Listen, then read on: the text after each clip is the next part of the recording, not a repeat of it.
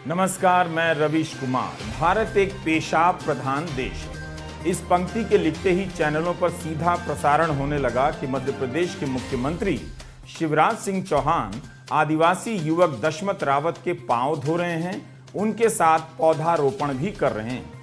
तब मैंने यह पंक्ति बदलकर भारत एक पांव पूजन प्रधान देश है लिख दिया। तय किया कि पहले पांव पूजन की बात हो जाए, फिर इसी वीडियो में आगे चलकर पेशाब की प्रधानता पर भी बात करेंगे। मुख्यमंत्री ने आदिवासी युवक दशमत रावत के पांव पूज लिए हैं, जिसके सर पर प्रवेश शुक्ला ने पेशाब कर दिया था। इसका मतलब है कि बीजेपी इस घटना के राजनीतिक असर से बहुत चिंतित है। कहीं इस चक्कर में भाजपा विधायक केदारनाथ शुक्ला का टिकट न कट जाए। मगर जब तक विधायक केदारनाथ शुक्ला पर जमीन हड़पने के कथित आरोपों की जांच का ऐलान नहीं होता और कार्रवाई नहीं होती, तब तक माना जाना चाहिए कि केदारनाथ शुक्ला के पांव काफी मजबूत हैं। प्रवेश शुक्ला की तरह पिछले साल शंकर मिश्रा ने एयर इंडिया के बिजनेस क्लास में एक महिला के ऊपर पेशाब कर दिया। तब शंकर मिश्रा ने कहा कि महिला ने खुद से अपने ऊपर पेशाब कर लिया है। प्रवेश शुक्ला पर कार्रवाई होने के बाद भी केदारनाथ शुक्ला कहे जा रहे हैं कि यह कांग्रेस की साजिश है। राज्य में सरकार बीजेपी की और साजिश कांग्रेस कर रही है। प्रवेश शुक्ला क्या कांग्रेस के कहने पर पेशाब कर रहा था? बेतुकी बातों की भी एक सीमा होती है। हम इस टॉपिक पर आएंगे कि भारत कैसे एक पेशाब प्रधान देश बन गया है। पहले पांव पूजन की प्रधानता वाली इस संस्कृति की उदारता का सीधा प्रसारण देख लेते हैं। वैसे तो यह तमाम चैनलों पर चला ही होगा, मगर फिर भी मुख्यमंत्री ने पांव धोने का वीडियो भारी भरकम संवादों के साथ ट्वीट कर दिया। आप सभी देख सकते हैं कि जिस आदिवासी युवक के सर पर प्रवेश ने पेशाब किया, पुलिस ने वीडियो वायरल होने से पहले कोई कार्रवाई नहीं की। उस आदिवासी युवक के पांव मुख्यमंत्री धो रहे हैं और नई चादर उड़ा रहे हैं। मुख्यमंत्री ने ट्वीट में लिखा है कि यह वीडियो मैं आपके साथ इसलिए साझा कर रहा हूं कि सब समझ लें कि मध्य प्रदेश में शिवराज सिंह चौहान है तो जनता भगवान है। किसी के साथ भी अत्याचार बर्दाश्त नहीं किया जाएगा। राज्य के हर नागरिक का सम्मान मेरा सम्मान है। कांग्रेस ने इसे नाटक बताया है। कांग्रेस प्रवक्ता सुप्रिया श्रीनेत ने कहा है कि शिवराज सिंह चौहान के कार्यकाल में 30,000 से अधिक आदिवासियों पर अत्याचार हुआ। बाकी पीड़ितों की भी मुख्यमंत्री खोज खबर ले लेते। 7 जुलाई और 5 जुलाई का अखबार आप देखिएगा। मध्य प्रदेश का आदिवासी युवक दशमत की तस्वीर 5 जुलाई के अखबारों में किस तरह से छापी गई है और 7 जुलाई के अखबार में किस तरह से छापी जाएगी, जिसमें मुख्यमंत्री दशमत के पांव धो रहे हैं। बहरहाल 5 जुलाई की रात बीजेपी विधायक दशमत रावत के घर भी गए और इस वीडियो में वे महिला को उसका हित समझा रहे हैं। इसी जगह पर जब पत्रकारों ने भाजपा विधायक केदारनाथ शुक्ला से पूछा कि प्रवेश शुक्ला उनका प्रतिनिधि है या नहीं, तो साफ जवाब देते नहीं बना। जांच हो रही है, कार्रवाई हो रही है, इसका क्रेडिट ले रहे हैं, मगर यह नहीं बता रहे कि प्रवेश शुक्ला उनका प्रतिनिधि था या नहीं, बीजेपी का सदस्य था या नहीं। यह स्वीकार करने में क्या दिक्कत है? जब तक यह स्वीकार नहीं किया जाता है, तब तक मुख्यमंत्री के पांव पूजने का क्या मतलब रह जाता है? प्रायश्चित की शुरुआत तो गलती स्वीकार करने से होती है। यहाँ तो ये स्वीकार ही नहीं कर रहे हैं कि प्रवेश शुक्ला केदारनाथ शुक्ला का विधायक प्रतिनिधि था या नहीं। तुम्हारे हित में है, जहाँ कहा वहाँ तो तुम्हारे हित वहाँ, उसके बारे में बात करने से क्या मतलब? आज जो परिस्थितियाँ हैं उसको देखिए, है ना? बात तो क्योंकि ये भी कहा जा रहा है कि भाई वो आपके प्रतिनिधि थे। भाई जी, मेरे प्रतिनिधि थे कि नहीं थे, लेकिन क्या मेरे प्रतिनिधि होने के नाते कोई पक्षपात हुआ है? उनके खिलाफ कार्रवाई हुई है, सारी बातें हुई हैं। अब मामले की पूरी जांच, अब जो परिस्थितियां प्रकट हो रही हैं उसमें सारी जांच होना आवश्यक है और वो सारी जांचें हो करके वे कांग्रेसी भी अंदर जाएंगे जिन कांग्रेसियों ने इस मामले को इस तरह से तुल दिया। अच्छा, साजिश पूरी है। हाँ, पूरी साजिश की है और साजिशकर्ताओं को के खिलाफ कार्रवाई होगी। विधायक केदारनाथ शुक्ला का यह बयान मुख्यमंत्री के पांव पूजन अभियान को बेमानी कर सकता है। यह विधायक अभी भी मान रहे हैं कि कांग्रेस ने साजिश की, कांग्रेस नेताओं पर कार्रवाई करने की बात कर रहे हैं। तो बताएं कि कांग्रेस ने क्या साजिश की? क्या गलत इल्जाम लगा दिया, गलत वीडियो वायरल कर दिया? तब आपने प्रवेश शुक्ला का घर क्यों गिरा दिया और मुख्यमंत्री शिवराज सिंह चौहान आदिवासी युवक दशमत रावत के पांव क्यों पूज रहे हैं? यह वीडियो 5 जुलाई की रात का है। रात के वक्त कांग्रेस के नेता और पेशे से वकील रंजना मिश्रा दशमत के परिवार से मिलने गई थीं और केदारनाथ शुक्ला भी वहां पहुंचे हुए थे। दोनों में झड़प हो रही है। केदारनाथ शुक्ला का आत्मविश्वास इस वीडियो में देखते बनता है। 5 जुलाई को यहां कांग्रेस नेता और पूर्व विधायक कमलेश्वर पटेल और अर्जुन सिंह के बेटे अजय सिंह भी गए। यह वीडियो बता रहा है कि राजनीति में सम्मान की कितनी कैटेगरी है। रंजना मिश्रा को विधायक जी कह रहे हैं कि तुम जाओ यहां से, हटो यहां से। शिवराज सिंह जी सोचते हैं कि आदिवासी समाज माफ कर देगा। आदिवासी समाज कभी नहीं माफ करेगा। कि वो परिचित हैं कि किस प्रकार की घटना है। ये तो एक घटना है, मैं तो कह रहा हूँ ये 10% ऐसी घटनाएं सामने आती हैं। आदिवासी समाज देख कभी माफ नहीं करेगा। ये जितने भी पैर धुलवा लें, जितने भी कैमरा सामने लगवा दें, जिसकी आत्मा, जिसका मन साफ होता है वो ये कैमरा से नहीं करते। तो पांव प्रधान भारत की सियासी मजबूरियां आपने देख ली। अब आप हमारे साथ उस भारत को देखिए जो पेशाब प्रधान है। भारत एक पेशाब प्रधान देश है। वैसे तो इस देश में तरह तरह के प्रधानों की प्रधानता रही है, मगर पेशाब की प्रधानता का लेवल ही अलग है। प्रधानों में भी बहुत से प्रधान हो सकते हैं जिनकी प्रधानी पेशाब के आगे कमजोर पड़ जाती है। पुरुषों के पेशाब करने को रोकना आसान नहीं। कब्रिस्तान की दीवार पर यह चेतावनी लिखी है कि यहाँ पेशाब ना करें, और इस दीवार पर लिखा है कि यह मंदिर की दीवार है, यहाँ पेशाब ना करें। लोगों ने तो देवी देवताओं की तस्वीरें भी लगाकर देख ली, उनका नाम भी ले लिया, मगर पेशाब करने की आदत खत्म नहीं हो रही। पिछले साल एयर इंडिया के बिजनेस क्लास में शंकर मिश्रा नाम के एक यात्री ने महिला सहयात्री पर पेशाब कर दिया, जैसे प्रवेश शुक्ला ने आदिवासी युवक पर पेशाब कर दिया। इस वक्त भी जब आप यह वीडियो देख रहे हैं, भारत के अनगिनत पुरुष कहीं ना कहीं खुले में खड़े होकर पेशाब कर रहे होंगे। वे आपके रास्ते में आकर पेशाब कर सकते हैं, आपको ही उनके रास्ते से हटकर जाना पड़ेगा। हम आज के इस वीडियो में अपने देश में पेशाब की पुरुष प्रधानता पर बात करेंगे, लेकिन 2014 के एक मामले की तरफ आपका ध्यान दिलाना चाहता हूं। अप्रैल 2014 की खबर है। बाकायदा दिल्ली हाईकोर्ट की एक बेंच ने तो हाथ खड़े कर लिए कि हम मर्दों की पतलून की जीप पर ताला लगाने और चाबी घर पर छोड़ देने के आदेश नहीं दे सकते हैं, और इसके बिना यह प्रकोप रुकने वाला नहीं। एक याचिका दायर की गई थी कि जगह जगह पेशाब करने पर रोक लगे। कोर्ट ने हाथ खड़े कर लिए कि उनके बस की बात नहीं। कोर्ट घर से निकलने वाले मर्दों की पतलून की जिप पर ताला नहीं लगा सकता। यहां तक कि दीवारों पर देवी देवताओं की तस्वीरें लगाकर देख ली गईं, तब भी यह समस्या काबू में नहीं आई। ये जज साहिबान ने टिप्पणी की थी जो अखबारों में छपा था। कोर्ट को छोड़िए, हमने जब मीडिया रिपोर्ट को खंगाला तो ऐसी भी खबरें मिली कि केंद्र द्वारा राज्यों को सुझाव दिया गया है कि 200 से लेकर 5000 तक का जुर्माना लगना चाहिए। चेन्नई में खुले में पेशाब करने का जुर्माना 50 रुपया मिला।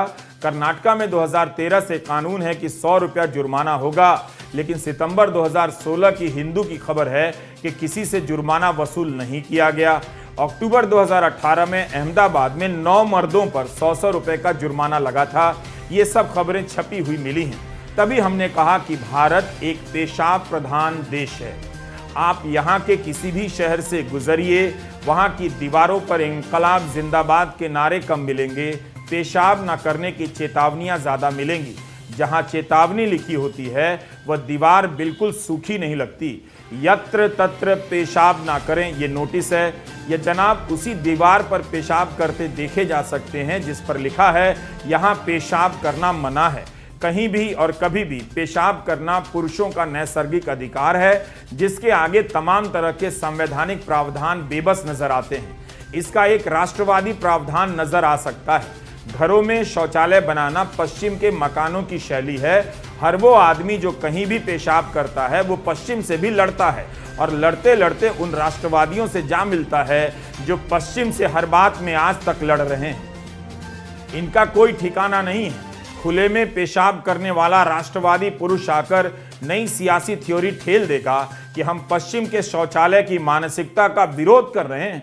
भारत में पुरुषों को कहीं भी पेशाब करते देखेंगे तो लगेगा कि पेशाब करने वाले पुरुष पहले आए, शहर और शौचालय बाद में आए हैं। जब औद्योगिक क्रांति शुरू हो रही थी तब सरकारों के लिए पश्चिम में सैनिटेशन मुद्दा बनने लगा।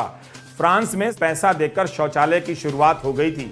1851 में लंदन में एक बड़ा मेला लगा, ग्रेट एग्जीबिशन। इसमें पब्लिक टॉयलेट बनाया गया। यह मुफ्त नहीं था। तब इस शौचालय का 8.25 लाख बार इस्तेमाल हुआ था और कमाई हुई थी 2441 पाउंड। इसी से प्रेरित होकर अमेरिका में सिक्का डालकर टॉयलेट जाने लगे लोग। 60 और 70 के दशक में अमेरिका में सार्वजनिक टॉयलेट को फ्री करने की मुहिम शुरू होती है। भारत में भी अलग अलग दौर में शौचालयों को लेकर आंदोलन हुए, लेकिन पेशाब करने के मामले में भारतीय पुरुषों का जवाब नहीं। आप इस वीडियो को पूरा देखिएगा। पेशाब प्रधान भारत के बारे में काफी कुछ जानेंगे। कई बार तो लोग इन चेतावनियों के कारण भी उसी जगह पेशाब करते हैं, देखने के लिए कि क्या होता है। चेतावनी लिखते लिखते गालियां लिखी जाने लगी कि पेशाब करने वाला गधा है, गधे का बाप है। अब इस गेट पर जो लिखा है उसे पढ़िए। यहाँ पेशाब करना सख्त मना है। पकड़े जाने पर कठोर कार्रवाई की जाएगी। पता नहीं कठोर कार्रवाई में क्या किया जाएगा या क्या किया गया होगा, लेकिन इस तरह की चेतावनियों की भाषा का अध्ययन किया जाना चाहिए। हमने नोट किया है कि 2 तरह से मना किया जाता है। एक में सिंपल लिखा होता है कि पेशाब करना मना है और एक में लिखा होता है पेशाब करना सख्त मना है। मेरे पास इसकी जानकारी नहीं है कि दीवार पर सख्त मना लिखने पर पेशाब करने वाले पुरुषों पर क्या असर पड़ता है और केवल मना लिखने पर क्या असर पड़ता है। क्या उसके बाद भी वहां पेशाब किया जाता है? यह चेतावनी थोड़ी नई भाषा शैली की लगी। सावधान, यहां पेशाब करने के लिए ना रुकें। आपके साथ कोई भी घटना घट सकती है। क्या मैं यह समझूं कि पोस्टर लगाकर कुछ लठैत वहीं पास की झाड़ी में छुपे होंगे जो यहां पेशाब करने वालों को पकड़ते ही कूट डालेंगे, या केवल डराने के लिए यह पोस्टर लगाया गया है? चेतावनियों का समाज पर क्या असर पड़ता है, इसका विश्लेषण करने के लिए आपको एक एक दीवारों का पेशाब सर्वेक्षण करना पड़ेगा। जब एयर इंडिया के बिजनेस क्लास में यात्री सुरक्षित नहीं है तो भारत के शहरों की इन दीवारों का क्या ही रोना रोया जाए। वैसे प्रवेश शुक्ला की तरह एयर इंडिया में पेशाब करने वाले व्यक्ति का नाम शंकर मिश्रा था। यह घटना 26 नवंबर 2022 की है। शंकर मिश्रा नाम के व्यक्ति ने न्यूयॉर्क से दिल्ली की एयर इंडिया फ्लाइट में नशे की हालत में 70 वर्षीय महिला पर पेशाब कर दिया। यह घटना बिजनेस क्लास में हुई। एयर इंडिया पर 30 लाख का जुर्माना लगा। पायलट इन कमांड का लाइसेंस 3 महीने के लिए सस्पेंड कर दिया गया। आईपीसी और इंडियन एयरक्राफ्ट एक्ट की धाराओं के तहत केस किया गया। बाद में इस पर एयर इंडिया ने 4 महीने का नो फ्लाई बैन लगाया। कुछ दिन बाद इसे कोर्ट से 1 लाख के मुचलके पर बेल मिल गई। शंकर मिश्रा को कोर्ट की तरफ से एडिशनल सेशंस जज ने कहा कि जो मिश्रा ने किया वो घृणास्पद है, पर कोर्ट को नियम का पालन करना होता है। चूंकि शंकर मिश्रा ने बिजनेस क्लास में पेशाब किया था, इसलिए उसके घर पर बुलडोजर नहीं चला और ना प्रवेश शुक्ला की तरह इस व्यक्ति के आचरण पर विस्तृत बहस हुई। दोनों ही अमानवीय और पुरुषवादी घटनाएं हैं, मगर दोनों को सजा अलग अलग मिलती है। शंकर मिश्रा और प्रवेश शुक्ला के प्रकरण के बाद आप जब भी जहां भी पुरुषों को पेशाब करते देखें, अपने भीतर भी झांक लें। दिसंबर 2023 में एक और घटना हो गई। एक व्यक्ति ने पेरिस दिल्ली उड़ान में महिला की सीट पर पेशाब कर दिया। एयर इंडिया ने इस घटना की रिपोर्टिंग ही नहीं की तो नागर विमानन महानिदेशालय ने एयर इंडिया पर 10 लाख रुपए का जुर्माना लगा दिया। केवल एयर इंडिया नहीं, भारतीय पुरुषों ने अमेरिकन एयरलाइंस में भी ये काम किया है। इसी अप्रैल 2023 की खबर है। न्यूयॉर्क दिल्ली की फ्लाइट में एक आदमी ने दूसरे यात्री से बहस के दौरान उस पर पेशाब कर दिया। इसे भी नशे की हालत में बताया गया। 5 महीने में ये 5वीं ऐसी घटना थी। 3 न्यूयॉर्क दिल्ली की फ्लाइट पर हुई थी। इनका नाम नहीं बताया गया। पेशाब करने वाला कौन था, इन संदर्भों में उसका नाम नहीं पता, लेकिन उसकी करतूत पर एयर इंडिया को 10 लाख और 30 लाख रुपए का चूना लग गया। इस वीडियो को पूरा देखने के साथ साथ रवीश कुमार ऑफिशियल को ज्वाइन जरूर कीजिए। आपके समर्थन की जरूरत है। हमने अपनी पढ़ाई के दिनों में एक किताब पढ़ी थी, द सेकंड सेक्स, सिमोन दे बुआ की। यह किताब पहली बार 1949 में छपी थी। पहले ही सप्ताह में इसकी 20,000 कॉपियां बिक गईं। 40 भाषाओं में इसका अनुवाद हो चुका है। आप इस किताब को पढ़ें क्योंकि हम तो इसके एक छोटे से हिस्से का ही इस्तेमाल करेंगे। इस किताब में एक प्रसंग है कि पुरुषों में पेशाब करने का सामाजिक व्यवहार किन किन बातों से बनता है, क्यों पुरुष पेशाब करने को लेकर इतने लापरवाह हैं। प्रवेश शुक्ला का पेशाब करना जातिवादी और राजनीतिक व्यवहार था, लेकिन जगह जगह पेशाब करते हुए देखे जाने वाले पुरुषों के इस व्यवहार को नागरिक और मर्दवादी नजरिए से भी देखा जाना चाहिए। पेशाब करने के क्रम में ये पुरुष अपनी यौन शक्ति का भी प्रदर्शन करते हुए प्रतीत होते हैं, ऐसा कई विश्लेषणों में बताया गया है। पुरुषों के भीतर तरह तरह के दंभ भरे होते हैं। उनमें से एक दंभ होता है कहीं भी किसी के सामने जाकर पेशाब कर देना। आप यह तो मानेंगे कि दीवारों पर लिखी गई यह चेतावनी मर्दों के लिए ही है, क्योंकि इन दीवारों पर मर्द ही पेशाब करते देखे जाते हैं। इन चेतावनियों में भले ही पुरुषों को नाम लेकर संबोधित नहीं किया गया है, लेकिन अनुपस्थित रहकर भी वही उपस्थित हैं। सिमोन कहती हैं कि औरत पैदा नहीं होती, बनाई जाती है तरह तरह की हिदायतों से कि कैसे बैठना है, कैसे उठना है और कैसे सोना है। उन्हें तमाम बंदिशों से बांधा जाता है। लड़कों को महान बताकर उनकी जिम्मेदारियों और काम को बढ़ा चढ़ाकर बताया जाता है कि वे कितने योग्य हैं, मेहनती हैं। लड़कों को अपने लड़का होने में गर्व करना सिखाया जाता है और इस क्रम में वे अपने शरीर, खासकर लिंग पर भी गर्व करने लग जाते हैं, जबकि लड़कियों को शरीर के कारण बात बात में शर्मिंदा किया जाता है। सिमोन ने जो लिखा है उसे ठीक से नोट कीजिए। वे कहती हैं कि लड़के के लिए पेशाब करना एक खेल है, वो उसके पुरुष होने का शक्ति प्रदर्शन है। लड़की के लिए ऐसा नहीं है, उसके लिए ये शर्मिंदगी का सबब हो जाता है। पेशाब करने के समय शरीर दिखता है, नीचे बैठना होता है। लड़कों, पुरुषों के लिए ऐसा नहीं, वे खड़े रहते हुए पेशाब कर पाते हैं। उनके लिए यही उनकी ताकत का पैमाना बनता है कि पेशाब करते समय उसका क्या वेग है। इस तरह पेशाब करना उनके पुरुष होने और अपने आप होने का एक पैमाना बन जाता है। कभी आपने नोटिस किया है कि खुले में पेशाब करने वाला पुरुष अपनी शक्ति का भी प्रदर्शन करता है। जहां चेतावनी लिखी होती है वहीं जाकर पेशाब करता है। यही वो उसकी शक्ति है जो जाति की नफरत के साथ, धर्म के नफरत के साथ बाहर आती है। जब आप हिंसा करते हैं, किसी से नफरत करते हैं, तो आपका शरीर ही सबसे पहला हथियार बनता है। वो हथियार है पेशाब। आए दिन सांप्रदायिक और जातिवादी नफरत का यह पेशाब देश के किसी भी कोने से बहता हुआ आपके न्यूज रूम में, ड्राइंग रूम में और व्हाट्सएप ग्रुप में आ जाता है। प्रवेश शुक्ला का आदिवासी युवक पर पेशाब करना कई तरह के शक्ति प्रदर्शन की घटना है, जिसकी बुनियाद में इस तरह से कहीं भी कभी भी पेशाब करने की आदत रही होगी। वह अब जेल में है। एयर इंडिया के बिजनेस क्लास में सफर करने वाले यात्री शंकर मिश्रा के घर पर बुलडोजर क्यों नहीं चला? बिजनेस क्लास के लिए कानून का अलग क्लास है। वैसे बेंगलुरु का शंकर मिश्रा भी गिरफ्तार हुआ था। प्रवेश शुक्ला के पेशाब करने में राजनीतिक शक्ति का भी रोल होगा। अगर उसे कानून का डर होता तो यह काम ही नहीं करता। पेशाब करने की यह अकेली घटना नहीं है जिससे भारत की बदनामी हुई है। बीजेपी के सांसद राधा मोहन सिंह की यह तस्वीर वायरल हो गई थी। इंडियन एक्सप्रेस की यह खबर आप देखिए। 2017 में वे कृषि मंत्री थे। उनके पेशाब करते समय सुरक्षा बलों को देखकर मुझे लगा कि यह देश का सबसे सुरक्षित पेशाब होगा। बंदूकधारी जवानों की सुरक्षा में पेशाब का कर्तव्य काल देखकर काफी मजाक उड़ा कि स्वच्छता अभियान की पोल खुल गई। यह खबर तो हमें ब्रिटेन के अखबार गार्डियन से मिल गई। 2018 में राजस्थान के भाजपा सरकार के स्वास्थ्य मंत्री की यह तस्वीर बताई गई है। सड़क के किनारे दीवार पर मंत्री जी पेशाब कर रहे थे। अजीत पवार इन दिनों काफी चर्चा में हैं। पेशाब पर विवाद में इनका भी एक योगदान है। हालांकि इस विवाद के बाद बयान वापस ले लिया और माफी मांगी थी। अप्रैल 2013 की खबरों को उठाकर देखिए जो कई जगहों पर छपी थी। सूखा पड़ा था। मुंबई के आजाद मैदान में किसान भैया जी देशमुख अनशन कर रहे थे। अजीत पवार तब भी उप मुख्यमंत्री ही थे। पुणे में उन्होंने भाषण दिया और कह दिया कि अगर डैम में ही पानी नहीं है तो हम पानी कहां से दे दें? क्या हम पेशाब कर दें?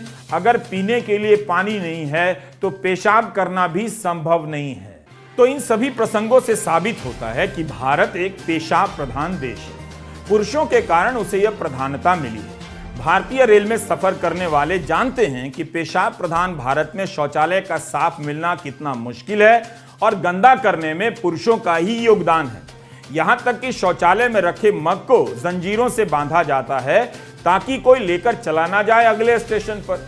कमोड का ऊपरी हिस्सा इतना गंदा कर दिया जाता है कि बहुत लोग पूरी यात्रा में शौचालय नहीं जाते। जगह जगह निर्देश लिखे हुए हैं कि शौचालय का इस्तेमाल कैसे करें।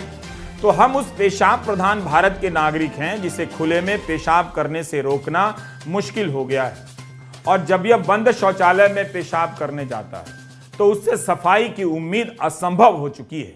इसी बीच चीजें बदल भी रही हैं। जमाने तक ढाबे में शौचालय नहीं होते भी थे तो गंदा होता था, लेकिन अब आप देखेंगे कि तमाम ढाबों में शौचालयों की सुविधाएं बेहतर होने लगी हैं।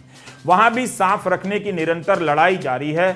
शौचालय के भीतर 1-2 लोग मौजूद होते हैं सफाई करते हुए, क्योंकि कब कौन गंदा करके चला जाए पता नहीं। महिलाओं के शौचालय के हिसाब से देखेंगे तो लगेगा कि इस देश में केवल पुरुष ही पेशाब करते हैं। इस हिसाब से भी महिलाएं दूसरे दर्जे की नागरिक लगती हैं। दिल्ली से सटे नोएडा में पिंक टॉयलेट लोकप्रिय होने लगा है। अगस्त 2019 में यहां पहली बार पिंक शौचालय का उद्घाटन हुआ। इसमें सैनिटरी नैपकिन की वेंडिंग मशीन भी लगाई गई। यहां की सीईओ रितु माहेश्वरी ने महिलाओं के लिए कई शौचालय बनाए हैं। उम्मीद है इनका इस्तेमाल होता ही होगा। सवाल इनके बनने का ही नहीं है, चलाने के इंतजाम का भी है। बहरहाल रास्ता भी यही है कि महिलाओं के लिए ज्यादा से ज्यादा पिंक टॉयलेट बने और उसका प्रचार हो और महिलाएं इस्तेमाल करें। रेडियो पर इसका प्रचार भी किया जाता है। दिल्ली में 2017 में विकासपुरी में पहला पिंक टॉयलेट बना, जिसका उद्घाटन दक्षिण दिल्ली नगर पालिका की मेयर कमलजीत सहरावत ने किया, और जगहों पर भी ऐसे टॉयलेट खोले गए। दिल्ली में कई जगहों पर अच्छे शौचालय मिल जाते हैं, लेकिन महिलाओं के जीवन में गंदे शौचालयों के अनुभव भयानक होते हैं। उन्हें संक्रमण से बीमारी भी होती है। एक सर्वे के अनुसार भारतीय औरतों को 13-13 घंटे तक पेशाब रोककर रखना पड़ता है, जिससे उनके ब्लैडर और किडनी पर घातक असर पड़ता है। संविधान के तहत अब आप देश में किसी भी रेस्तरां में बने शौचालय का इस्तेमाल कर सकते हैं, कोई मना नहीं कर सकता, लेकिन यह सुविधा सभी के लिए समान रूप से उपलब्ध नहीं। शौचालय के मामले में भी वर्गों के हिसाब से भेदभाव दिखता है। खास वर्ग के लिए उनके हिसाब से शौचालय बनाए जाते हैं, लेकिन आम गरीब लोगों के लिए नहीं। बस अड्डे का शौचालय गंदा होता है और एयरपोर्ट का शौचालय चमकदार, इसलिए आम गरीब लोग खुले में पेशाब करने के लिए मजबूर हो जाते हैं। मई 2017 में दिल्ली में ई रिक्शा चलाने वाले रविंद्र कुमार ने 2 युवाओं को पेशाब करने से रोका। दोनों लड़कों और उसके दोस्तों ने मिलकर रविंद्र को मार ही दिया। फरवरी 2021 में दिल्ली सरकार ने आदेश जारी किया कि सभी दफ्तरों, कंपनियों में ट्रांसजेंडर लोगों के लिए अलग से शौचालय बनेगा। जब तक नहीं बनेगा उन्हें भी नियमित शौचालयों का इस्तेमाल करने दिया जाएगा। ट्रांस महिला ग्रेस बानू ने यह सवाल उठाया था। उनका कहना है कि ऐसी योजनाओं का कोई खास असर नहीं होता। दिल्ली सरकार के इस आदेश का कितना पालन हुआ है, हो रहा है, आप किसी चौराहे पर ट्रांसजेंडर व्यक्तियों से पूछ लीजिएगा। विकलांग लोगों के लिए शौचालय उपलब्ध कराने के मामले में हम बहुत पीछे हैं। 5 स्टार या एयरपोर्ट पर तो इसकी सुविधा मिल जाती है, लेकिन उन एयर कंडीशन ढाबों में भी विकलांग व्यक्तियों के लिए शौचालय नहीं दिखता है। होता भी है तो उसकी सफाई पर ध्यान नहीं दिया जाता है। याद रखना चाहिए कि केवल एयरपोर्ट पर शौचालय की सुविधा दे देने से इसकी जरूरत पूरी नहीं होती। वो तो आप इसलिए भी करते हैं ताकि दुनिया भर से आने वाले लोगों के सामने आपकी नाक ना कटे। इसी साल अप्रैल में सुप्रीम कोर्ट में 9 जेंडर न्यूट्रल शौचालय बनाए गए ताकि LGBTQ वकीलों के लिए भी सुप्रीम कोर्ट एक सुरक्षित जगह बन सके, जिसका इस्तेमाल वे भी बराबरी से करें। नई संसद में LGBTQ के लिए शौचालय बना है या नहीं, इसकी जानकारी मुझे नहीं। कम से कम नई संसद का जो प्रचार वीडियो दिखाया गया था उसमें इसका जिक्र नहीं दिखा। हाउसिंग सोसाइटी के राष्ट्रवादी अंकिलों से पूछिएगा, उनकी सोसाइटी में हर दिन जो लोग काम करने के लिए आते हैं, होम डिलीवरी वाले, मजदूर, वाहन चालक, क्या उनके लिए वहां शौचालय है? खाना बनाने और घर की सफाई करने वाली महिलाओं के लिए शौचालय क्यों नहीं? अंकिलों और आंटियों को यह सवाल उठाना चाहिए। दिल्ली के कई कॉलेजों के छात्रों और छात्राओं का भी कहना है कि शौचालय बहुत गंदे होते हैं। कायदे से गंदे शौचालयों की तस्वीरें वायरल कर देनी चाहिए। कॉलेज के बाहर ही पोस्टर लगा देना चाहिए कि यही वो महान कॉलेज है जिसकी रैंकिंग तो ब्ला ब्ला है, मगर इसके भीतर का टॉयलेट इतना गंदा है। हम भारतीय गंदे टॉयलेट को आसानी से स्वीकार कर लेते हैं और कहीं भी पेशाब कर गंदा कर देते हैं। जैसा हमारा व्यवहार है वैसा ही स्टेट का बर्ताव है। बेल्जियम की राजधानी ब्रसेल्स में लोग पेशाब करते हुए एक बच्चे की मूर्ति को हैरत से देखने जाते हैं और वहां खड़े होकर हंसी ठहाके लगाते हैं। देखने वालों में महिलाएं होती हैं, पुरुष भी और बच्चे भी। कहा जाता है कि यह 400-500 साल पुरानी मूर्ति की प्रतिमूर्ति है। इससे जुड़े नाना प्रकार के किस्से हैं। हम इसका जिक्र इसलिए कर रहे हैं कि क्या इस मूर्ति को अलग तरीके से देखा जा सकता है? क्या हम इस तरह से देख सकते हैं कि एक बच्चे का पेशाब करना समाज में कितना स्वीकृत है? यही मूर्ति किसी बच्ची की होती तो क्या वहां इतनी भीड़ होती, लोगों का व्यवहार कैसा होता? वैसे बेल्जियम में बच्ची की भी ऐसी मूर्ति है, मगर वो इतनी लोकप्रिय नहीं और ना दुकानों में उसकी मूर्ति बिकती है। इतना जरूर है कि यहाँ की दीवारों पर पेशाब करने की चेतावनी नहीं दिखी और ना लोग गली गली में बाहर पेशाब करते दिखे। मगर यह भी मत समझिएगा कि पश्चिम के देशों में सड़कों पर कोई पेशाब नहीं करता है। हाँ, जरूर भारत की तुलना में वहां संख्या कम हो सकती है। भारत में पेशाब एक जातिवादी समस्या है, पेशाब एक राजनीतिक समस्या है और पेशाब एक नागरिक समस्या भी है। जब तक ढंग से पेशाब करने नहीं आएगा, हम ढंग के नागरिक नहीं बन सकते। इसकी शालीनता ही आपको और संवैधानिक बनाएगी। आप शरीर और शरीर के नियमों का पालन दूसरों की सोचकर करने लगेंगे। यही तो नागरिक होना होता है, संवैधानिक धर्म होता है। वरना टांग उठाकर पेशाब करने के लिए कुत्ते को बदनाम करने से कुछ नहीं होगा। ब्रसेल्स में मुझे यह मूर्ति दिखी। 1998 में टॉम फ्रोजन ने यह मूर्ति बनाई है। जो लोग कुत्ते पालते हैं उनके कुत्ते इस तरह से खुले में पेशाब तो करते हैं, मगर मालिक खुद साफ करता है। इसके लिए बाकायदा नियम बने होते हैं और जुर्माना भी तय किया जाता है। उम्मीद है आप पेशाब की नजर से प्रवेश शुक्ला और शंकर मिश्रा को देखेंगे, लेकिन यही नहीं रुकेंगे, इसे शहरी समस्या के रूप में भी देखेंगे, सरकार और समाज की नाकामी के रूप में भी और पर्यावरण समस्या के रूप में भी। शौचालयों में कितना पानी बहाया जाता है, अब तो सूखे शौचालय भी आने लगे हैं। बस आप और बहुत से प्रवेश शुक्ला टाइप लोग सुधर नहीं रहे हैं। फ्लश का इस्तेमाल करना ना भूलें। नमस्कार, मैं रवीश कुमार।